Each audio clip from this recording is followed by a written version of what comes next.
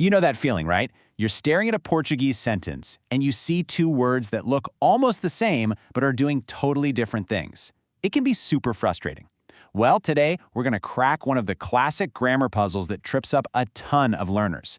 Let's dive in. So here's the mystery we're solving today. Aquela versus Aquilo.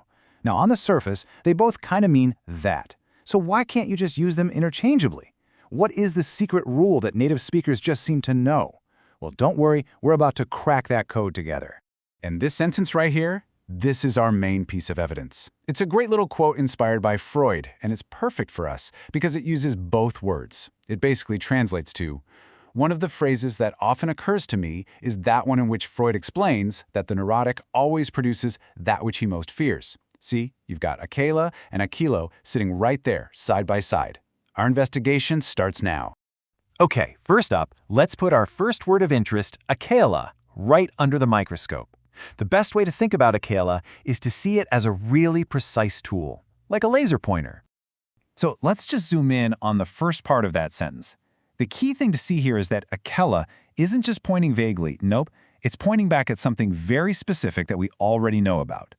And here's the rule, plain and simple. You use Aquela when you're referring back to a specific noun you've already mentioned, and that noun happens to be feminine. It's all about being specific and matching the gender. Let's break that down, shall we? Aquela points directly back to the noun a frase, which means the phrase. Now, since frase is a feminine word in Portuguese, the pronoun has to match it. That's why we get the feminine aquela. It's also just really efficient, you know? Instead of saying the phrase a second time, we use this neat little shortcut. All right, so we've got a pretty good handle on Aquela. Now let's bring in our second subject, Aquilo. If Aquela is that specific laser pointer, think of Aquilo as a big net, one that you use to catch a whole idea. Let's focus on the second half of the sentence. The neurotic always produces Aquilo that he most fears. Now notice the difference. What specific noun is Aquilo pointing to? Go on, look for it. The answer? Well, there isn't one. And that, my friends, is the whole secret. And that right there is what Aquilo is all about.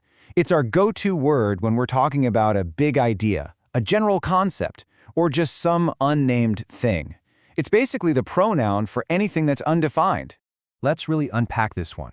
Aquilo isn't pointing to a concrete noun. It's pointing to the entire idea of whatever the neurotic fears. And because it's referring to an abstract concept, it's neutral. It doesn't have a gender. It pretty much means that which or that thing, which makes it absolutely perfect for talking about a whole situation instead of just one object.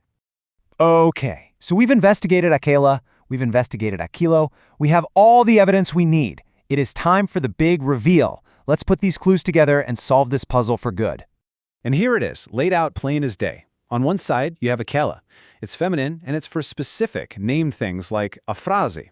On the other side, you have Aquilo. It's neutral, and it's for abstract ideas, that unnamed that which. So the difference is just specific and named versus abstract and unnamed. That's it. That's the whole game. So, understanding the rule is one thing, but actually using it in a real conversation without freezing up, that's what really matters. So, how can you make this second nature? Well, I've got a super simple tool you can use every single time. Here is your new pro tip, a really easy two-step mental checklist. First, just ask yourself, am I talking about a general idea, something I could just call that thing? If the answer is yes, boom, your word is Aquilo. If not, just go to step 2. Am I pointing back to a specific noun I've already said? If yes, then you just have to match the gender. Aquela for feminine words, or its brother, Aquele, for masculine ones. Simple as that. And there you have it. The case of Aquela versus Aquilo is officially closed. But honestly, the real test is putting it into practice, right? Now that you have this tool in your back pocket, how are you going to use it? Go on, try building a sentence yourself. I bet you can do it.